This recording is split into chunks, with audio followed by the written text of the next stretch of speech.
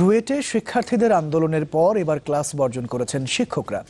সোমবার সকাল থেকে শিক্ষক সমিতির ডাকা এই কর্মসূচিতে কোনো ক্লাস পরীক্ষা হয়নি।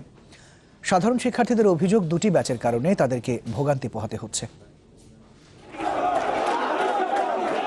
রোববারের চিত্র এটি।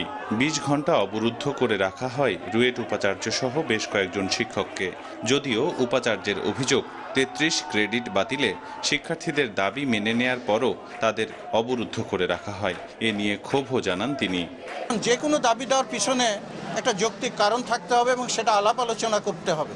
একজন শিক্ষকের কথার পরে লিখিত চাওয়ার মতো যে কথাটা বলা হয়েছে আমার কাছে কিন্তু খুব বেদনাদায়ক মনে হয়েছে।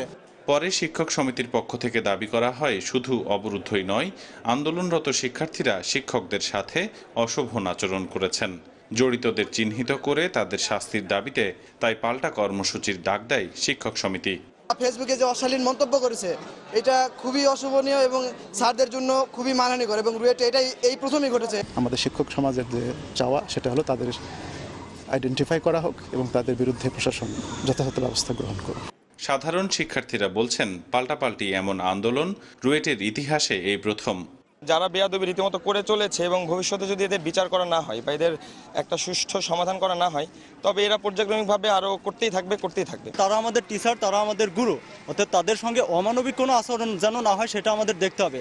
রুয়েটের এমন পরিস্থিতি নিয়ে নাগরিক সমাজ বলছে, বিশ্ববিদ্যালয়ে নির্বাচিত ছাত্র সংসদ না থাকা এবং উপাচার্য নিয়োগে সঠিক নীতিমালা না থাকায় প্রায়ই অস্থির হয়ে ওঠে দেশের পাবলিক বিশ্ববিদ্যালয়গুলো। ছাত্র ইউনিয়ন বলতে যে ছাত্রদের নির্বাচিত প্রতিনিধিগণই তারা ছাত্রদের বিভিন্ন সমস্যাগুলো দেখাশোনা করবেন, সেই কাজটি আমাদের হচ্ছে না। সেই জন্যই বিশ্ববিদ্যালয়গুলোতে এক ধরনের অস্থিরতার। নানা অজুহাতে ছাত্র শিক্ষকদের এভাবে আন্দোলন বা কর্মবিরতি সামগ্রিকভাবে দেশের শিক্ষার পরিবেশ নষ্ট করে বলে দাবি নাগরিক সমাজের। আবরার শাইর, চ্যানেল 24, রাজশাহী।